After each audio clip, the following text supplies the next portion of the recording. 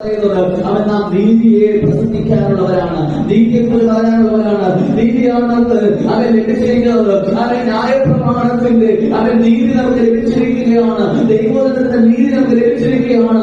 അതുകൊണ്ട് ആ നീതിയെ അവൻ നാം പഠിച്ചിട്ട് ദൈവത്തിന് സ്തോത്രം ചെയ്യുന്നവരായി ചെയ്യണം.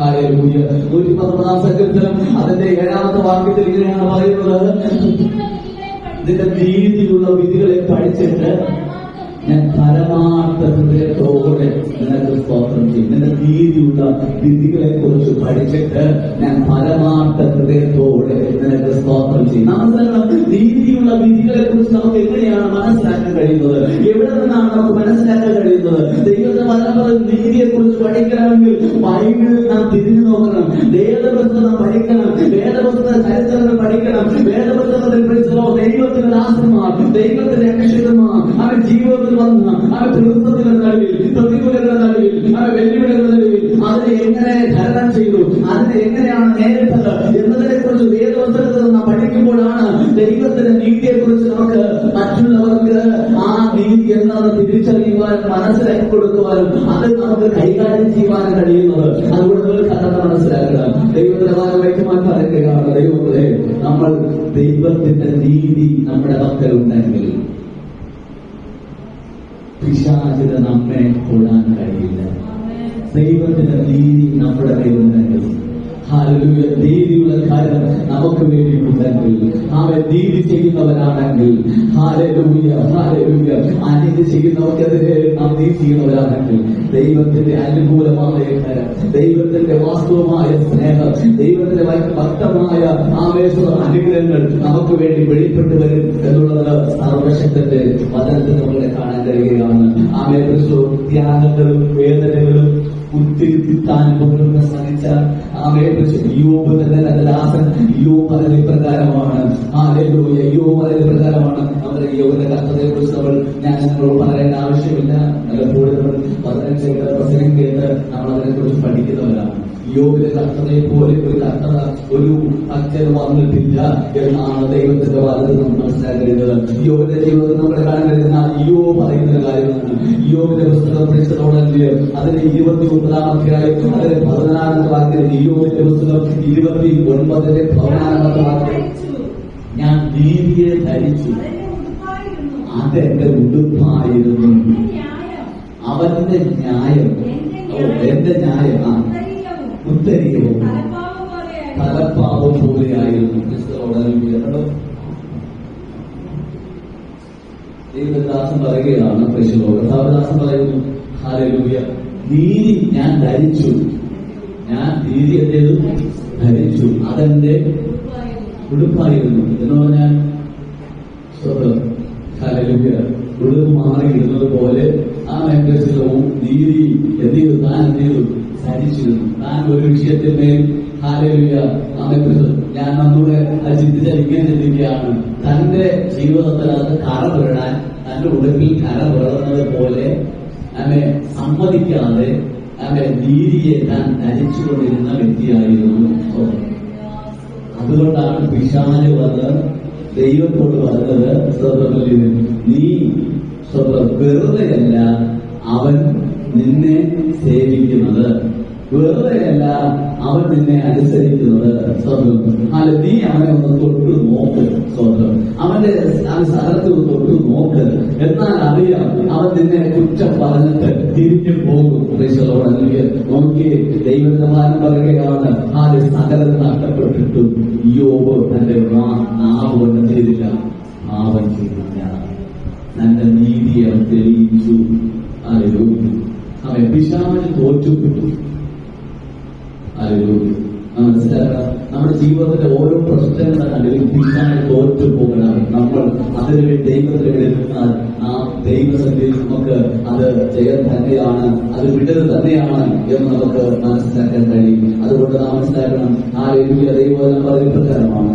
ഹല്ലേലൂയ, യെശയ്യാവിന്റെ പുസ്തകം 32-ാം അധ്യായം അതിന്റെ 15-ാമത്തെ വാക്യത്തെ നമ്മൾ കാണുന്നു. അതിന്റെ നീതിയുടെ പ്രവൃത്തി, നീതിയുടെ പ്രവൃത്തി എന്താണ്? നീതിയുടെ പ്രവൃത്തി എന്താണ്? അപ്പൊ നീതി ചെയ്യുക എന്ന് പറഞ്ഞാൽ സമാധാനം ഉണ്ടാക്കുക. ഒരു വിഷയത്തിൽ ഒരു പ്രശ്നം വരുമ്പോൾ ആ വിഷയത്തിൽ സമാധാനം ഉണ്ടാക്കുന്നതാണ് നീതി എന്ന് പറയുന്നതിന്റെ പ്രവൃത്തി, അല്ലെ? നീതിയുടെ പ്രവൃത്തി എന്ന് പറഞ്ഞാൽ സമാധാനം ഉണ്ടാക്കുന്നത്. അതിന്റെ ഫലത്തിനെ കുറിച്ച് അവിടെ പറയുന്നുണ്ട്. നീതിയുടെ ഫലം ശാശ്വത വിശ്രമം, നിർഭയമായിരിക്കും. എന്നാൽ നിർഭയമായി വസിക്കുന്ന അനുഭവം കണ്ടോ?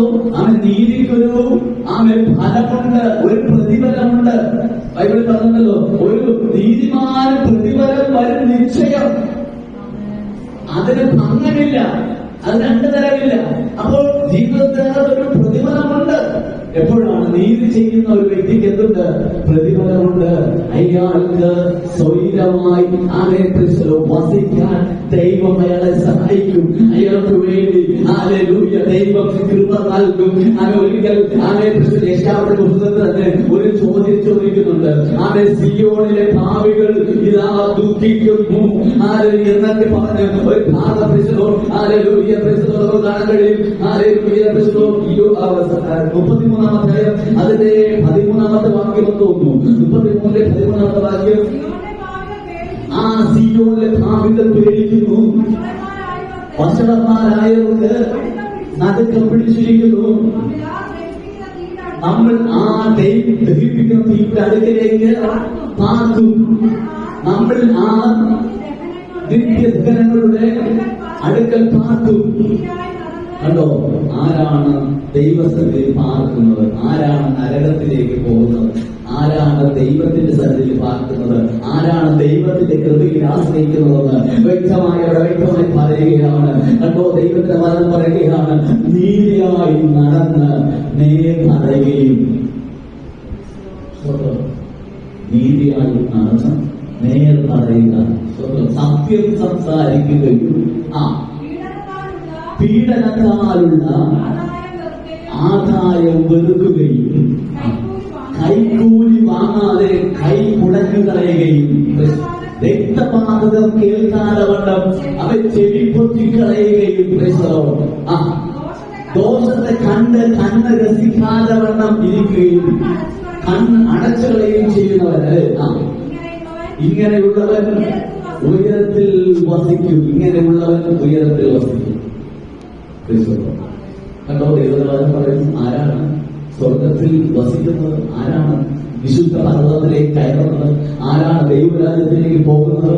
ദൈവത്തിന്റെ വചനം, നീതിയായി നടന്ന് നേർപറയുകയും, നീതിയായി നടന്ന് നേർപറയുകയും, ആദായത്തിലുള്ള പീഡനത്താലുള്ള ആദായം വെറുക്കുകയും, കൈക്കൂലി വാങ്ങാതെ കൈ കുടഞ്ഞു കളയുകയും, രക്തപാതകത്തെ കുറിച്ച് എന്ന് വെച്ചാൽ അനാവശ്യമായ വാക്കുകളെ കുറിച്ച് കേൾക്കാതെ വണ്ണം ചെവി പൊത്തിക്കളയുന്നവൻ. കർത്താവിന്റെ വചനത്തിൽ കാണും, ദോഷം കണ്ടിട്ട്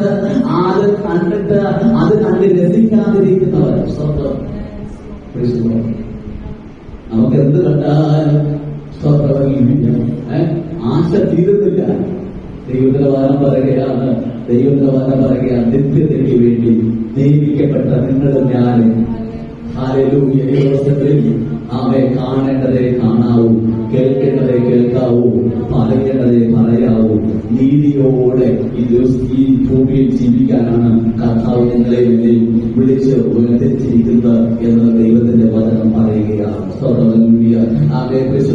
യാക്കോബിന്റെ ലേഖനം 3-ാം അധ്യായം അതിന്റെ 12-ാമത്തെ വാക്യത്തിൽ നമുക്ക് കാണാൻ കഴിയുന്നതാണ്. യാക്കോബിന്റെ ലേഖനം, എന്നാൽ സമാധാനം ഉണ്ടാക്കുന്നവർ സമാധാനത്തിൽ വിതച്ച് നീതി എന്ന ഫലം കൊയ്യും. കണ്ടോ? പുതിയ ദൈവത്തിൽ പറയുകയാണ്, സമാധാനം ഉണ്ടാക്കുന്നവർ സമാധാനം വിതച്ച് നീതി എന്ന ഫലം എന്ത് ചെയ്യും? കൊയ്യും. നമുക്ക് നീതി കൊയ്യാൻ കഴിയും. നീതിമാൻ രക്ഷപ്പെടൽ നിശ്ചയം, നീതിമാൻ വിടുതൽ ലഭിക്കും നിശ്ചയം. നീതിമാൻ ഫലം പോകാൻ ഇടയാകില്ല. നീതിമാൻ കഷ്ടത അനുഭവിക്കണം, പക്ഷെ കഷ്ടത അവനെ തകർക്കുകയില്ല. നീതിമാൻ കഷ്ടതയൊന്നും ഞാൻ പറയുന്നില്ല, കഷ്ടതയോട് നീക്കുവാനാണ്. പക്ഷെ ആ കഷ്ടതയിൽ തകർന്നു പോകാൻ ദൈവം അനുവദിക്കില്ല. കഷ്ടതയിൽ നിന്നെ ബലപ്പെടുത്തുവാൻ, കഷ്ടതയിൽ നിന്ന് ഒഴിവാക്കിയെടുക്കാൻ, കഷ്ടതയിൽ ദൈവത്തിന്റെ കൃപയിൽ നീ മുതിർന്നു വരുവാൻ, കഷ്ടത നിന്റെ ജീവിതത്തിനകത്ത് ദൈവത്തിൽ നീ തികഞ്ഞവനായി നിർത്തുവാൻ കർത്താവിന്റെ ജീവിതത്തിനകത്ത് അത്ഭുതങ്ങളെ ചെയ്യും. അതുകൊണ്ടാണ് യാക്കോബിന്റെ ലേഖനത്തിൽ പറയുന്നത്, നാം ആ ശോധനകളോട് കടന്നു പോകുമ്പോൾ നാം അത് പൊന്നുപോലെ പുറത്തു വരേണ്ടതിന്, അല്ലെങ്കിൽ തികഞ്ഞവന് സമ്പൂർണ്ണരും ആകേണ്ടതിന്, സ്ഥിരതയ്ക്കും തക്ക പ്രവൃത്തി ചെയ്യേണ്ടതിന് നാം പരിശോധനകളിലൂടെ കടന്നു പോകുമ്പോൾ, അല്ലെങ്കിൽ പരീക്ഷകളിലൂടെ കടന്നു പോകുമ്പോൾ നാം തികഞ്ഞവരും സമ്പൂർണ്ണരുമാകേണ്ടതിന്, ആ സ്ഥിരതയ്ക്ക് തക്ക പ്രവൃത്തി ചെയ്യേണ്ടതിന്, നമ്മെ ബലമുള്ളവരാക്കാൻ, സന്തോഷം തരത്തിലുള്ള നിലവാരം അവൻ ദൈവിക പദ്ധതിയിലേക്ക് നയിക്കപ്പെടുവാൻ ഈ ദിവസം കർത്താവിനെ സഹായിക്കും എന്നത് ദൈവത്തിന്റെ വാദത്തിൽ നമുക്ക് കാണാൻ കഴിയുകയാണ്. കർത്താവിന്റെ കരങ്ങളിലേക്ക് ഈ ദിവസം നടത്തുന്നത് അതിനായി സമർപ്പിച്ചു കൊടുക്കുവാൻ തീരട്ടെ. സഭാപ്രസംഗി പറയുന്നതാണ്, സഭാപ്രസംഗി പറയുന്നത് ജ്ഞാനിയായ സഭാപ്രസംഗി പറയുന്നത്, സഭാപ്രസംഗി 5-ാമത്തെ അതിന്റെ 8-ഉം 9-ഉം വാക്യങ്ങൾ നാം വായിക്കുന്നു.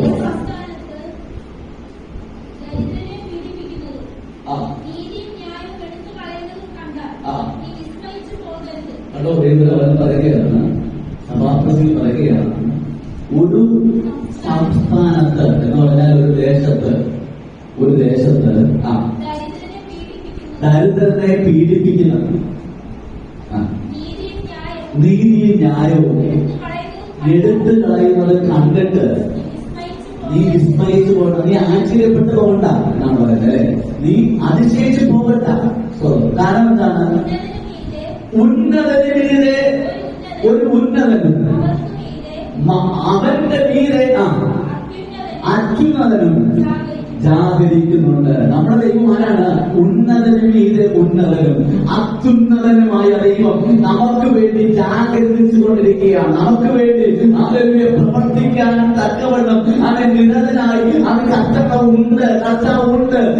അതുകൊണ്ട് കർത്താവ് പറയുകയാണ്, ഒരു സംസ്ഥാനത്ത് നീതി കിട്ടാതിരിക്കുന്നുവെങ്കിൽ നീ ആശ്ചര്യപ്പെട്ടുകൊണ്ട്, നീ അതിൽ അവൻ പരിഭവിച്ചുകൊണ്ട് ആവശ്യമില്ല. ദൈവത്തിന്റെ ഫലവും ദൈവത്തിന്റെ ആധിപത്യവും നിനക്ക് വേണ്ടി പ്രവർത്തിക്കാൻ ഇന്ന് രാവിലെ കാലം ഉണ്ട് ദൈവത്തിലെ.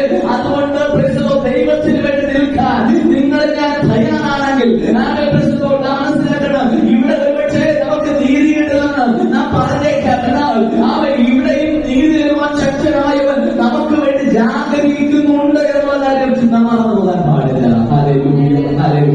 നമുക്ക് നീതി ഉണ്ടാകും. അതുകൊണ്ട് ദൈവത്തിന്റെ വചനം പറയുകയാണ്, ആ നീതി എന്ന കവചം അവൻ നാം ധരിക്കണം.